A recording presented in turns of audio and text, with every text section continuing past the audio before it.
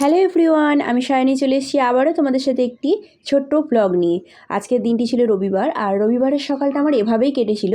সকাল সকাল উঠে পড়েছিলাম, একটু ঘর ঝাড়ু দিয়ে মুছে বিছানা পরিষ্কার করে সুন্দর করে সাজিয়ে নিয়েছি। আজকে তেমন একটা ব্যস্ততা নেই।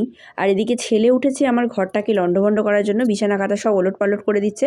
তো সকালটা এভাবে কাটলো। এবার বেলার দিকে একটু আমরা টিফিন করে নেবো। টিফিনে ছিল ডিম ভাজা, আলু ভাজা, আর হাজব্যান্ড আবার তার সঙ্গে একটু তেলে ভাজাও এনেছিল। তো বেশ জমিয়েই টিফিনটা হলো। তো এখন বাজে প্রায় বেলা 12টার মতন, আর বাবুকে আমি স্নান করিয়ে দিয়েছি, ও স্নান কমপ্লিট। রোদের মধ্যে একটু বসে আছি, কারণ ওর প্রচণ্ড ঠান্ডা লাগছে স্নান করার পরে। শীতের মধ্যে তো সবারই খুব ঠান্ডা লাগে। আর ও বলছে মা একটু রোদে বসবো, তাই এখন এখানে একটু বসে ছাদে মা ছেলে মিলে আড্ডা দিচ্ছি। আর আমি মনে মনে ভাবছি যে কি শাড়ি পরবো, কারণ আজকে আমাদের একটি জায়গায় যাওয়ার আছে, আমার একটি ছোট্ট বোনঝির জন্মদিন। তো সেখানেই আমরা যাব। তো চলো এখন আমি একটু নিচের দিকে যাব আর দেখবো আলমারিতে কী শাড়ি আছে। মেয়েদের যতই থাক শাড়ি, কোথাও যাওয়ার সময় মনে পড়ে যে কী শাড়ি পরবো না পরবো, যেন ঠিক করতে পারি না। তো এই হচ্ছে শাড়ি। চলো কয়েকটি স্লো মোশন শট তোমাদের সাথে শেয়ার করি।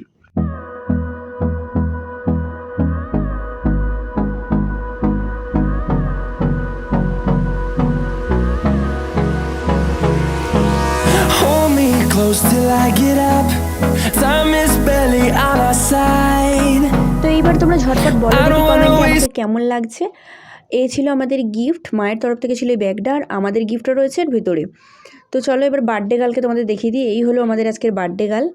আর এরপর আমরা একটু দুপুরের খাবার খাবো। দুপুরের মেনুতে ছিল অনেক কিছু, বাট তোমাদেরকে শেয়ার করা হয়নি, অনেক লোকজন ছিল, তো তার জন্য আমাদের খাওয়া দাওয়া কমপ্লিট। একটু গল্প করে এবার আমরা বাড়ির পথে রওনা দিচ্ছি। আর তার বাড়ি ফেরার পথে দেখতে পেলাম সুন্দর একটি ফুলের বাগান। সেখানে অনেক রকমের ফুলের গাছ আছে, যার জন্য তোমাদেরকে একটু শেয়ার করে দিলাম।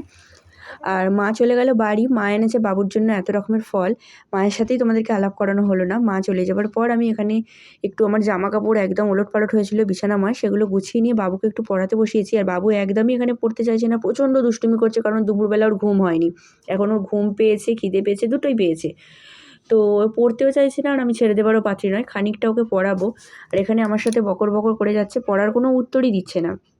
তো এই ছিল আমার রবিবারের একটি ছোট্ট ব্লগ। তোমাদের কেমন লাগলো আমাকে কমেন্টে জানিও। ভালো লাগলে like, comment, share and subscribe করতে অবশ্যই ভুলো না। চলো টাটা।